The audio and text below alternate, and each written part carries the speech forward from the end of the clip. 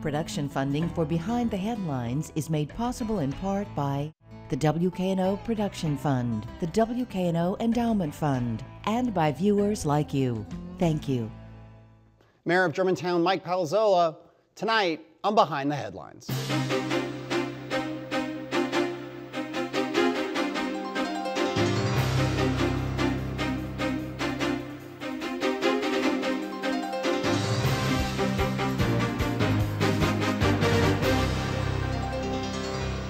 I'm Eric Barnes, publisher of the Memphis Daily News. Thanks for joining us. I am joined tonight by Mayor of Germantown, Mike Palazzolo. Thanks for being back. Glad to be here. Happy holidays. Absolutely. And Bill, I should say Bill Dries is on assignment. I will start, and I'm sure many people are tuning in tonight, and we talked about it before the show, the huge news this week with the statues coming down. That's a Memphis issue, and I won't put you in a place that, to comment on it so much, other than I was when we were getting ready for this show. And we'll talk about the multifamily moratorium and some of the other things that we'd want to talk about and have you on.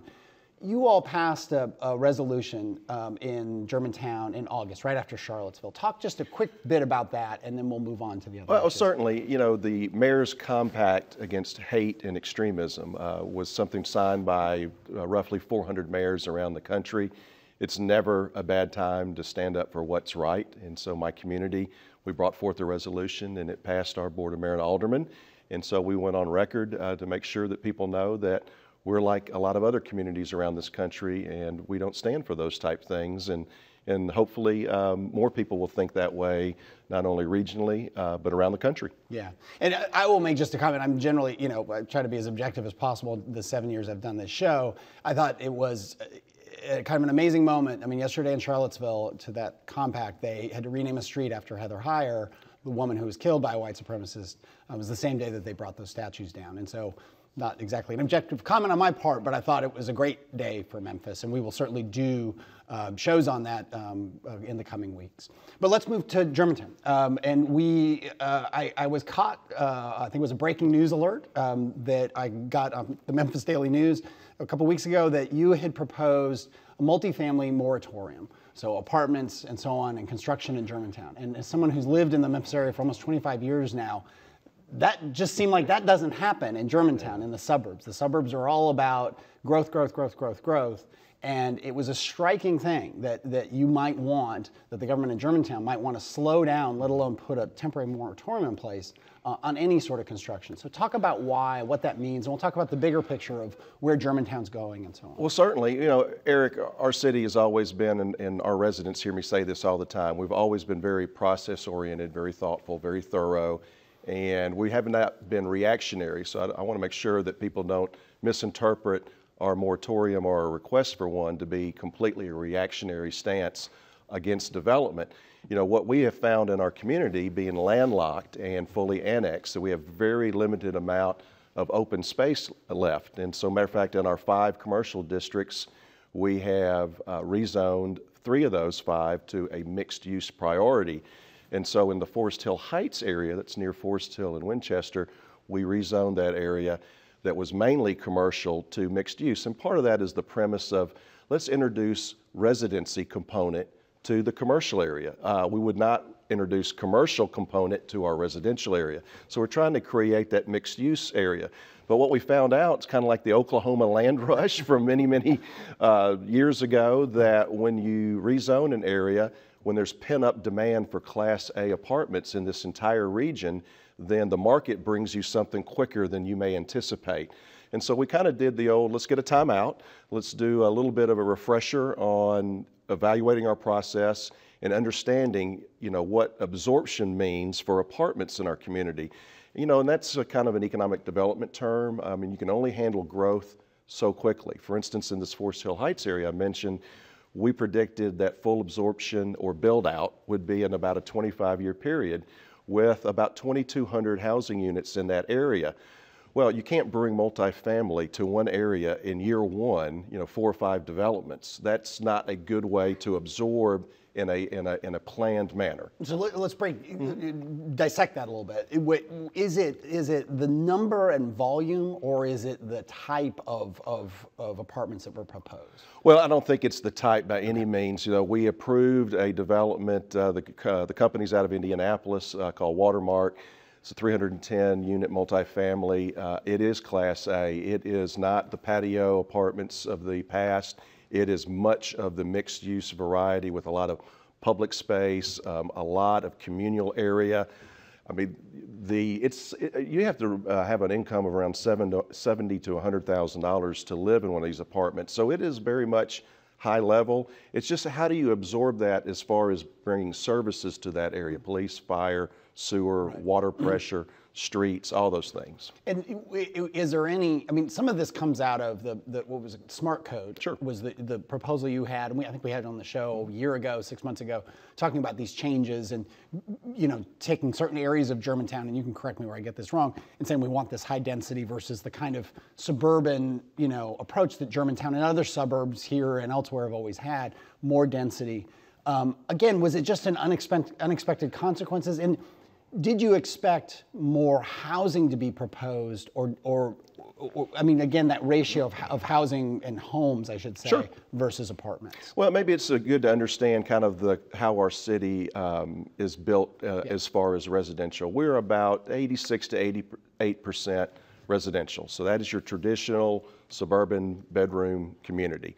About 12 to 14% is some other form of living space. Multifamily means condos, townhouses, single family attached, where the houses are joined by some common wall. We have a couple developments like that. Brownstones, multifamily apartments. So all those things, currently about 12 or 14% of our 15,500 households, so about 2,000 plus, are in that variety. And so, you know, we have some diversity, but it is mainly residential, the traditional format. And so we want to be able to offer everything to residents of our current residents and residents of the future. And so, you know, when you prepare for, you know, again, demand, cities have zoning and they have ordinances, but cities do not control the demand or the market pressure. And so when we were getting a lot of developers coming at us at one time, again, there was an important pause that needed to be taken. How do we handle this? School capacity is one thing. Again, police, fire, as I mentioned earlier, all those things have to be evaluated. You know, our city has not, some of our communities in this Mid-South area have embraced impact fees. We have not discussed that in our community. Impact fees being?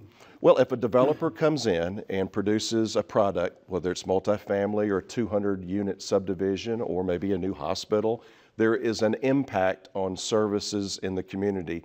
They have to be paid for. They're generated by taxes of different formats, whether it's commercial, residential property tax, because you know those are two different taxes. Residential's taxed at 25% of appraised value, commercial at 40%. And then you have sales tax.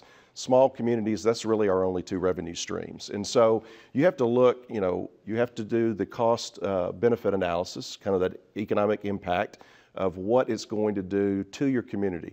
You're getting tax dollars, but are you spending more on services? And you all this past summer did a tax increase, a pretty sizable one. You're up at what, 197? Correct. Just the Germantown rate on top of the Shelby County rate, or Shelby County Sure. rate. I mean, does that worry you? And that gets into issues of schools, and you all are now a few years into having your own school system, which we'll talk more about. But impact fees, taxes, I mean, part of the draw of the suburbs everywhere, and Germantown included, has always been, well, we're lower taxes than the city we're around, in this case, in Memphis. Are you worried about that trajectory? Well, you know, it's always one of those things that's in the back of your mind because you want to plan, again, not for today, you plan for the next 10 to 15 or 20 years. And so we've done a lot of long-term strategic planning. You know, again, taxes, you always weigh, you know, it's the cost benefit analysis. You know, people that see value in their tax dollars, they seldom complain about how high they are. They want to make sure it equates to the service level they're getting. And so our residents, you know, and I pay taxes, no one likes taxes, no one likes for taxes to go up.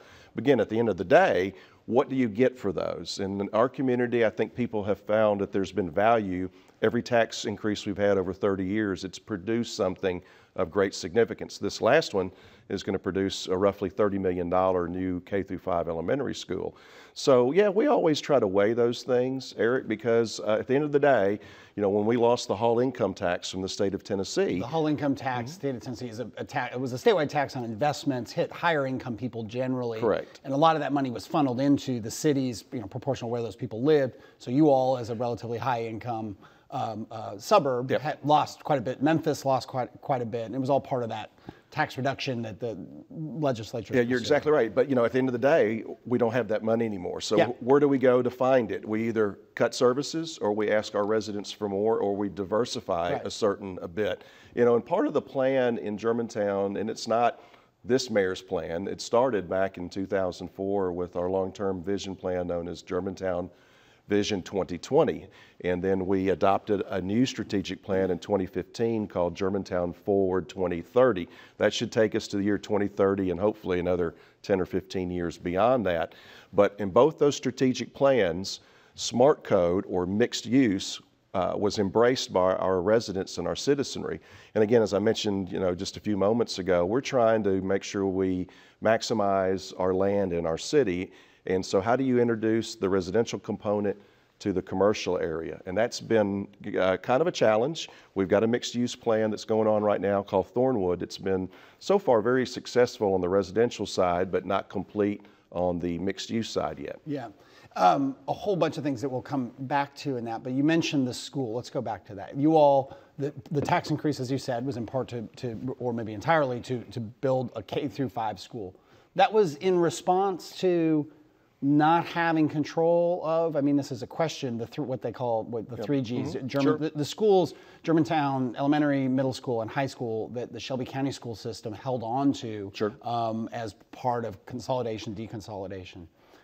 You all are building your own K-5 school for your school system. Have you given up on getting control of those 3 Germantown-based Shelby County schools? Sure. Well, we got a great relationship with the 3 principals that are there, and we treat those schools as if they're a part of our community because they are part of our community. They are embedded in our community, and before merger, demerger, those 8 public schools, they were figuratively ours to begin with. We owned them emotionally.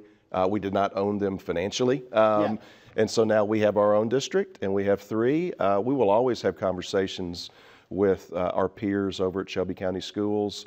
If we see more growth in the future, do we put a wing at one of our elementaries or middles? Do we put a wing at this new school? Do we go back, and if it's a few years, do we go back to the same leadership at SCS, or perhaps it's new leadership there, and make an offer to purchase again?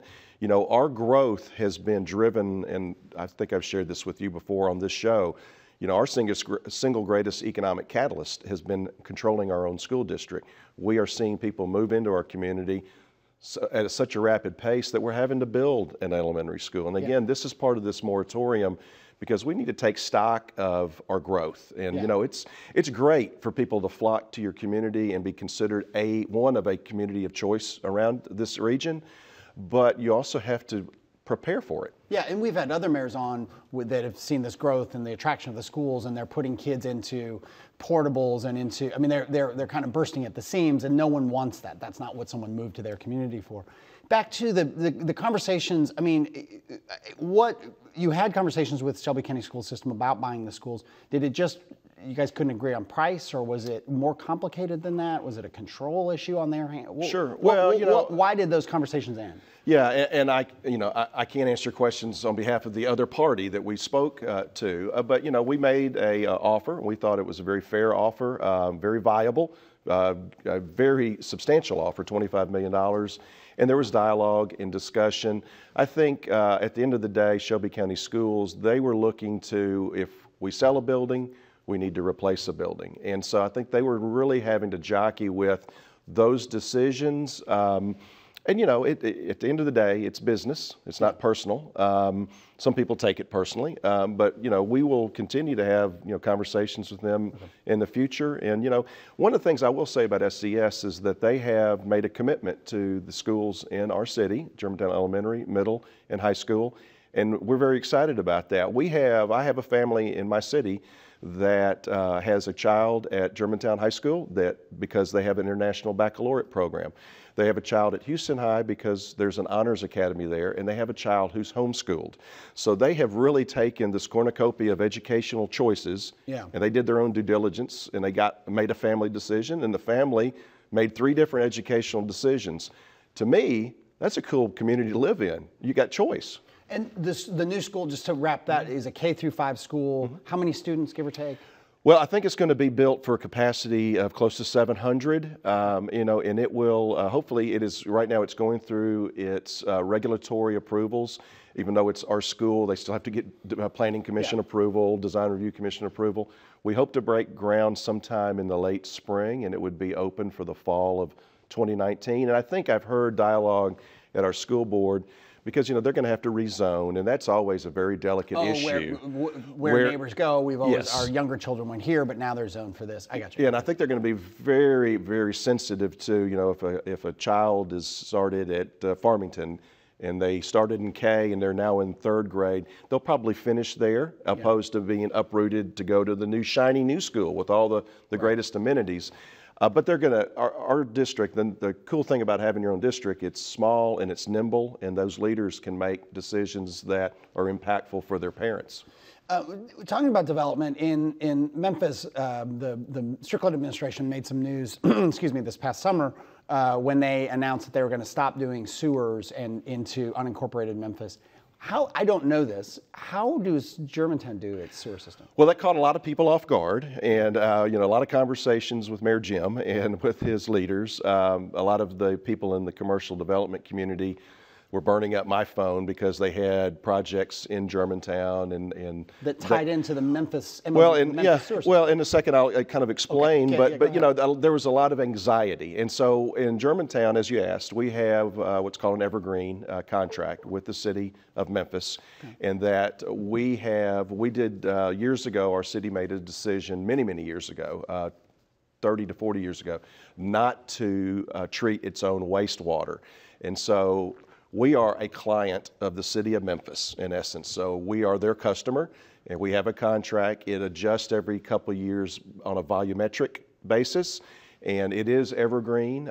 We feel very comfortable with that. The mayor's because they have not put that on the table that they would end those contracts. What they have said, if I read this correctly, they want to end any new connections. Yes. They don't want to continue. In part, it's a philosophy of we don't want to continue to fuel growth outside of the city. I mean, why would we do that? They're focused, the city of Memphis is focused on density and a lot of the same issues you're talking about, bigger scale, bigger city. But you haven't had any indication that they are wanting to end the contract with you? No, and we feel very firm and very comfortable that they'll honor that. We don't feel threatened. We have a contract, and we have to prepare our infrastructure to take that wastewater to the Memphis outfalls and that type thing. And that's our responsibility, but treating it as theirs. And again, it is a customer relationship. So we are their customer. We think that hopefully they're making some type of a small profit off of us, and that, we don't have any heavy industrial waste. So we don't have manufacturing. So what we bring is less that has to be treated. And so we feel like we're a good customer for them. Right. So. I mean, these are huge issues. So some people can listen and say, why is Eric talking about sewer so much? Well, no, it's significant. They are huge. They are significant issues. And, you go back to the growth of the city of Memphis and the suburbs and just the mapping out of the sewer system. Some would say that is what fueled so much growth out of the urban core, and that Memphis sort of shot itself in the foot by enabling that simply through sewers and infrastructure. Well, and this segues a little bit toward back to the apartment moratorium. There is an analogy there. I think the city of Memphis annexed without the thought of what it will cost later on. And so we're in the same position. If we grow too quickly with multifamily and certain density in areas, then we can't just grow for the sake of growth. We have to grow for the sake of what is it going to produce in revenue and how that we handle that vis-a-vis services. And I will tell you this: on the wastewater, there was a lot of anxiety there, but the cooler heads at the end of the day really prevailed, and we agree with Mayor Strickland in the sense that they want to take care of their municipal boundaries, but it goes back a little further than that. And in the 70s, and I wasn't around in leadership then, but a lot of the suburbs decided to give certain federal money directed by the EPA to the city of Memphis to handle a lot of exterior sewer services. So this goes back to almost 2 generations ago. Yeah. You mentioned Germantown 2030, and before that was Germantown 2020, the master plan for the city of Germantown. Memphis is and we've done a number of shows on Memphis 3.0, and people kind of don't know what it is to some degree. I mean, we've tried to write about it. some people view, when we've talked about it, when we've done shows about Memphis 3.0, they've said, well, that's just this kind of, thing that people do, and then they put it on a shell. Sure. What is your experience, because you were an alderman before mayor, with this master plan? Was it a meaningful guide, or was it something that you just sort of checked box and wrote a check to a consultant and no one really followed it, but everyone kind of talked about it? Well, we've done comprehensive master planning 3 different times in a 20-year period, 95, 05, and 15. We use consultants for the first 2. Our city administrator's been with us 29 plus years, and so part of my challenge to him was, you've been around long enough, let's not pay somebody. Can you handle this year-long process with staff? And so we did get Rebecca Ryan, who's a futurist, to come and kick us off, and we had a few other studies that were done, but by and large, we didn't spend $7,500, $1,000 on a consultant because we've done this before. We spent a year working on this. 9 task force were set. They did a lot of work. About 1,000 of our 40,000 residents touched this document in some form.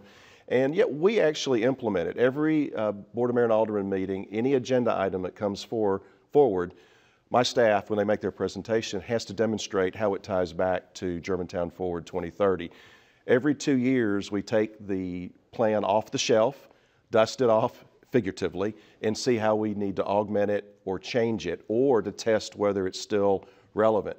We have a quarterly dashboard, metrics that are on our website, where we measure these different areas, whether it be land use, transportation, economic development, public safety, lifelong learning, all those different components, we study those. And I will say this, I am very pleased to see that the city of Memphis is embarking. I don't think they've done a comprehensive master plan since like maybe 81 or 2. Right.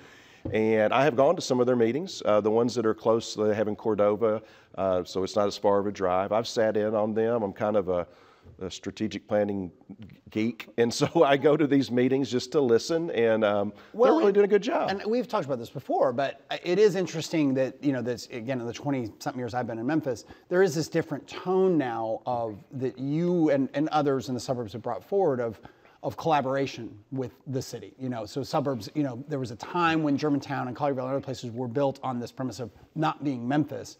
Now, I mean, you, as you've said before, you work in Memphis, you work at Rhodes, and the mayor's is a part-time job for you. So, and you're in part of, we've talked before, I think, at Region Smart, this group of all these mayors, county mayors, 20-some mayors in the whole region that you all collaborate on ideas and share ideas. Talk about, the importance of Memphis. The importance, can you all thrive if Memphis doesn't? No, without a doubt. Regionalism is something that needs to be embraced right now, and I've said this maybe on this show. I know I did it at the summit last year. It's you can be a resident of a region and a citizen of a city, and those two things can work in harmony together, and they should. There should be some balance. With what happens in Memphis, is going to impact the entire region. We have a gubernatorial race going on right now, and we have a lot of those folks that are spending a lot of time here in Memphis. They understand the importance of this area. But regionally, we do have to work together. And your paper is one of the sponsors for the Region Smart Summit. It's something I look forward to. This will be the 3rd one coming up, because we have that opportunity to collaborate and combine some of our thoughts. I will tell you this right now, there has not been a better time in this region for all the municipal mayors and leaders. We are working together more than I've seen. I've been involved in some form of service for about 20 years in this region, and this is really a good time. And it's one of those things that we should be proud of, to be progressive. We work with the Memphis Regional Chamber very well. The suburban chambers have a suburban alliance. We come together a lot, so it's been something that's been refreshing. Well, one of those areas where you came together, I believe, is on the pitch for Amazon HQ too. So Memphis puts forward a proposal, but that proposal incorporated amenities of Germantown. Am I right about that? Well, we had a large meeting with all the municipal mayors, all 8 mayors in this region, the 7 municipals and the 1 county mayor, all the economic development drivers, the EDGE, the suburban chambers, and the Memphis Regional Chamber. And our approach was, let's not just say it needs to be figuratively on one of the bluffs, the headquarters. Maybe there's an area between Collierville and Germantown. Maybe there's an area in Bartlett. So we all put forth areas in our community that could fit this footprint of a headquarters. And so we all worked collaboratively. Right before we put the application in the mail, I think Phil Trineri, the president and CEO of the Memphis Regional Chamber, and his lieutenants made a great comment. We basically spent what would take about 2 years and hundreds of thousands of dollars to put together the Memphis Region Fact Book. We did it in about 6 weeks. I mean, and you know, fact books are what site locators use when they are bringing a business to this region. And they want to have everything outlined, and whether it's Germantown or Memphis or even Fayette County or North Mississippi at times. It's one of those rare times where, you know, if Amazon comes here, that's a boom for counties, all 9 counties in this MSA. Yeah.